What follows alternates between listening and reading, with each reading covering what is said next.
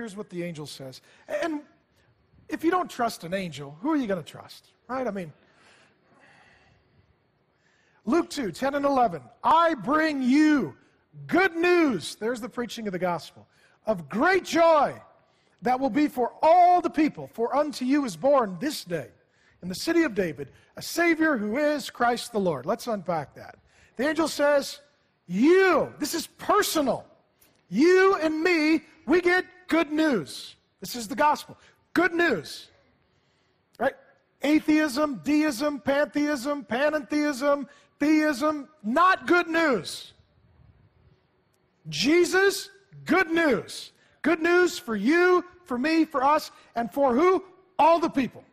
This is where we get missions, church planting, world evangelization, why we do the Acts 29 church planting network. We're planting over 2 churches a week in that network. Just in the U.S., we're planting all over the world. Why? It's for all the people. All the people need to hear a Savior's come. And He's for them. He loves them. I bring you good news of great joy for all the people.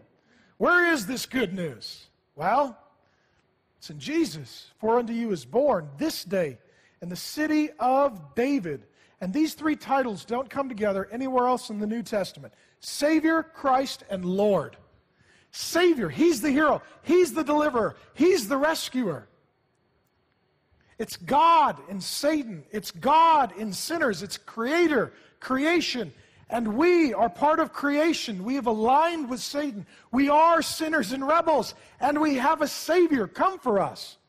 He's going to take away our sin. He does that through the cross. He gives us new life. That happens because of His resurrection.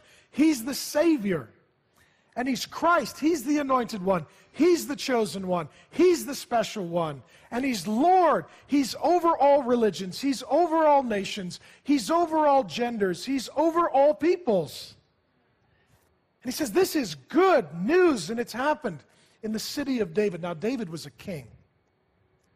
King David. Like Jesus, he started humbly as a shepherd boy. Jesus started humbly as a carpenter. And he grew to be a great king, like Jesus grew to be a great king.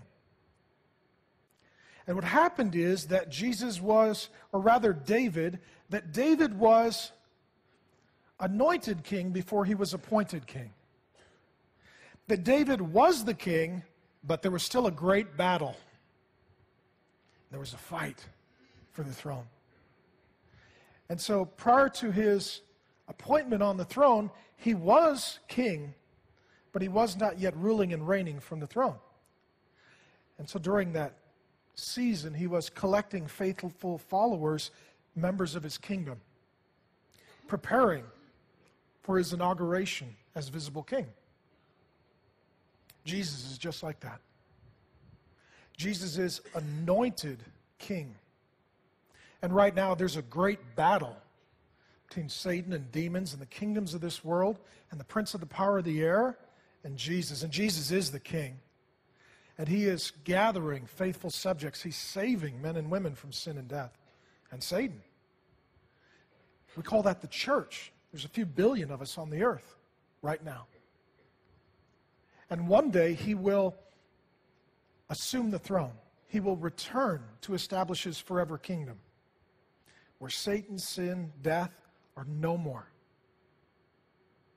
And so Jesus is coming like David came. And we are citizens of His kingdom here in the midst of this horrendous battle on the earth. And what we think of this man Jesus determines how we live and suffer and die. It is good news. It does cause great joy. We want to get this out to you and to all people, that Jesus is like David, anointed king, coming again one day to be appointed king. He's the Savior. He's the Christ. He's the Lord.